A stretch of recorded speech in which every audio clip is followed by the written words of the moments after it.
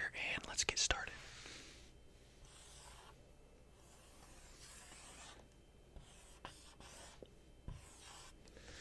Okay, you got your basketball court.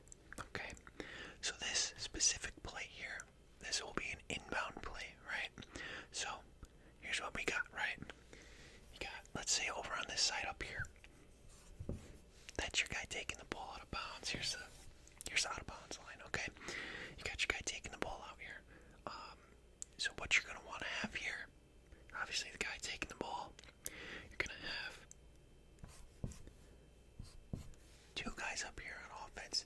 Typically, you want your shooter to get this play. This is an inbound play, like I said. So here's what's gonna happen. The pass, right? You got three X's out here. You got three guys already. You're gonna have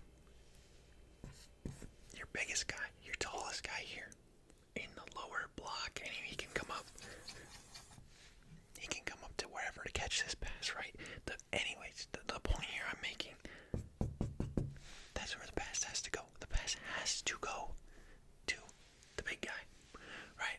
So, and here's what happens. You got your shooter, right? We'll circle him to make sure he's the star play of this. You got your shooter here, and what he's gonna do is he is going to come through. These guys are screening, right? They're screening for him, so he's kind of just lollygagging, doing whatever over here, and then as soon as the ball's inbounded, right, gets to the center, he's coming off the screen, and you're gonna look for him somewhere right there to shoot, right? This is inbound, so it's a quick action, right? It's quick in here, immediate to the shooter, and you got yourself 3 points, right? Hypothetically, this works, right? And if they're in zone, maybe not, but a man-to-man defense has to work. You got you got two flare screens basically at the top of the key here. You're coming off it, and then you got this whole side of the court here to catch this pass from the center. It is a little dangerous, right? You got the center turning and facing and throwing, but if he can catch this ball clean and he can it's a quick spin throw and he's gonna be open on the side here. It's simple. It's 3 points every time. It's an inbound play, and it's likely used at higher levels like college or NBA for like a buzzer beater type of play, but at this, I mean, I can see this working on just a typical inbound play. So that's the first one I want you guys to remember. It's real simple. We can walk through it after practice today or maybe tomorrow, whenever you guys, we have time to work on it, because you gotta practice it at least once or twice before you try it. But it's real simple. And obviously, you catch him in man-to-man. I think this is a pretty solid play. So that's the first one.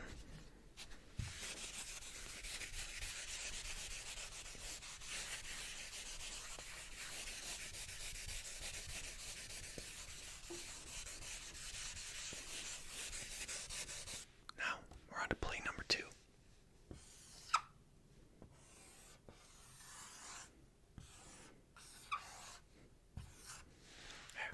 That's a little more clean, right? So this again is we'll have this be a zone beater, right?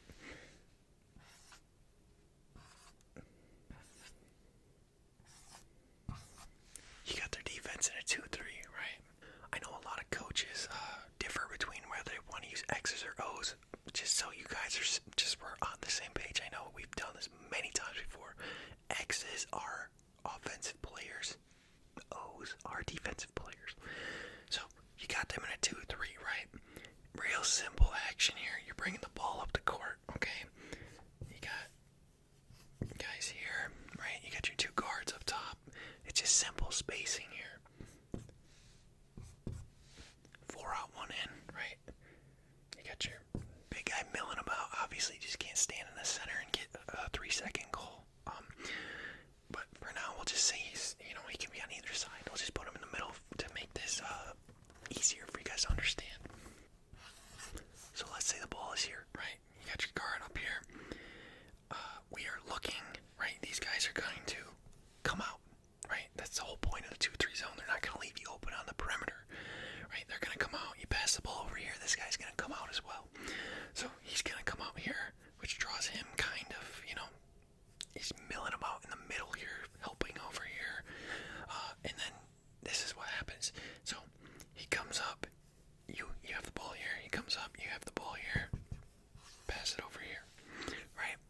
Now, it's getting a little confusing because I'm circling the X's, but just so you know, an X with a circle that means they have the ball, right? Passes over here. This guy comes out. So now these guys are up, right? And then this is what happens. Your big man flashes, right? Flashes to the high post. And I mean, it can be like over here. It can be over here. It's wherever the defenders aren't. Just getting this pass. It can literally be anywhere right here. Getting the ball into the high post onto the center is going to draw these guys back down towards the center, right? The defenders here are going to kick back a little bit, not fully commit because that would ruin the 2-3 zone. They're going to not fully commit, but they're going to lean back in. The center on the other team is going to come up. And now you got these two guys who are going to help a little bit up. They're not committing, right? Like I said, that would ruin the whole immersion of the 2-3 zone. They're not committing. They're coming up, right? So the center has the ball somewhere within that mess right there. And this is the simplest play. He either can kick it back out here, right? Say he kicks it to this wing. He kicks it to this wing. Now, that draws this guy. If he's not, he could be open for the shot. If the shot is there, that's your first look. You take that shot because it's a high percentage 3. Even if it's a little defense, I'm okay with a lot of you guys taking that shot. But you come out here, right? He's got the ball. This guy's going to come from here, and he's going to go right back to him on the wing. And then this is what happens. The center is still on here, and you can come down here. You can flash for the ball, right? If you don't get it, set a ball screen, right? Then this guy dribbles up here. This guy's screened, and by the time, right, here's the kicker. You can either shoot this off the ball screen if he's open. You could drive it, maybe get a mid-range pull-up route here. Or here's what happens. This guy, right, the top part of the 2-3 zone was guarding the guard up top. He's going to help down, and that leaves a pass back to the top of the key. So there's a lot of action that can happen off of this, and really, the simplest way of putting this in the 2-3 zone is it's a keep away offense, right? You want to get that ball away from the defense, and they're going to shift, right? You got the 5. I don't have enough room here to draw. You got the 5 guys on defense. They're going to shift this way. They're going to shift that way. They're going to shift up. They're going to shift down. They're not going to break the 2-3 zone to just follow you out there, and it's a ball screen not necessarily working in a 2-3 zone. Like I said, there is an ample opportunity here on the wing, right? A simple little ball screen here may work, but it's not necessarily your main look, right? The main look here, right, when you get the ball in the high post as a center off of that first entry, the look here is the kick to one of your guys on the wings, right? They're open for 3. They shoot it. If they're not, that's when we work back. We get it back up top. We keep moving the ball, right? Keep away offense. Someone eventually will get open. I've watched a lot of games, a lot of college games where a defense comes out in 2-3 every single time. There's going to be wide open 3-point shots here because it's simple. It's simple keep away basketball. These guys, these top defenders here in the 2-3 are not able to actually keep up going back and forth because it's keep away. That's just what it is. And it's in a weird spot. They're not at the top of the zone. They are, kind of in the middle on the sides and everything. So that is the second play I want to go over. Very messy, I know. But that is what it is. Hopefully you followed along, because if you just looked at this now, it's not going to make any sense. So that is the second play.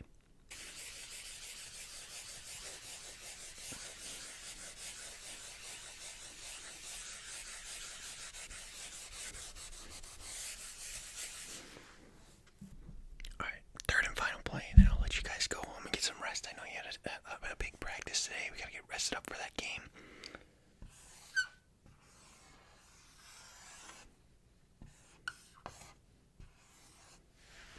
Okay, not my best drawing, but we'll roll with it. So we did a 2-3 zone, an inbound play, and I mean we could go over man-to-man, but a lot of man-to-man comes off of ball screens and screening away from the ball. I think you guys got that pretty much down. So I want to work on a play that is not necessarily like a very big game changer, but it is something that you need to know, otherwise you are going to get absolutely torched with it in a game. And this comes when they come in a full court press. So normally we're looking at this as an offensive, I guess to make it a little easier for you guys, I'm going to try to do this backwards.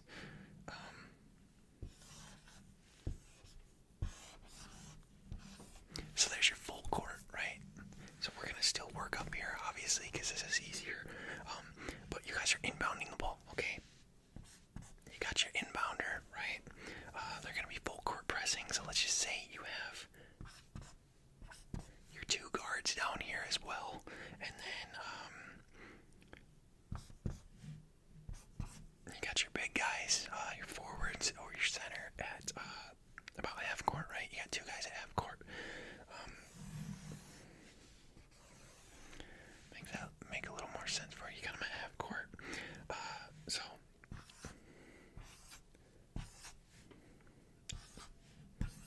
alright, you got your guys full court pressing, right? So first thing is first, to make this all happen, you have to get the ball in bounds regardless of who it's to. You get a 5-second goal, automatic turnover, right? You know that. So your first look, I'm not going to draw so I don't make this messy, but your first look, obviously your guards, if they're not there, they're going to run up the floor, right? Maybe I will draw this. They're going to run up the floor. At least one has to do this. This guy runs up the floor, sets an off-ball screen to the forward at half court, right? So, and this is what happens if these guys switch this, right? If the defenders switch this, it's going to be a lot harder.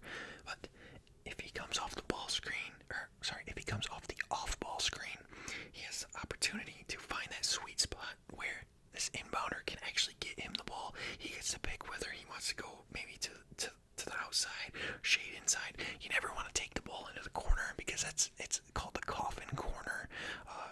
It's almost a turnover every single time, or you have to waste a timeout, or you have to do whatnot, because when you get the ball in the corner, they can send an easy double team, and it allows them to just trap you in the corner. It's simple basketball. Everyone, I think, has learned that if they played organized basketball when they were younger. I don't have to tell you guys that. So, right, this guy has the opportunity. He can come off whichever way he wants, but he has to get this ball in bounds, right? It's not going to stop their trap, though. They want a full court press, right? They're not going to press anything beyond half court. They're all going to be on this side of the court. So you get the ball in bounds, let's say, right here. The forward comes and gets it. So now, what we have to do, we have to have one guard, right? It's probably this guard up here is already towards half court, so he's gonna kind of linger around here. Center, by the time this happened, center just goes to the basket, because maybe you get the chance that you beat your guy, you have an easy fast break layup. But center's out of the picture here. You got the guy catching the forward, catching the ball here in about the middle of the court, and then you have your guard. I know it's hard to see your guard now, is kind of milling about up in here, where the forward was. So now you get your inbounder. Your other guard is gonna kind of hang around as well. Maybe leak up a little bit, because you want to keep getting progress up this court, because you got the 8 seconds to get over the line. He's gonna mill about, but what really happens here is this plays for the inbounder, right? He's gonna inbound that ball, and he is going to sprint. He is going to be on a dead sprint. And what the play is here, the forward is gonna turn and look, and if he catches this guy in stride, right, he can blow by, and then that helps. If your center's gone, right, he's out of the picture, he brings this guy down to the bottom with the basketball, he brings this guy to the basket, and you got your guy dribbling up court fast. It's likely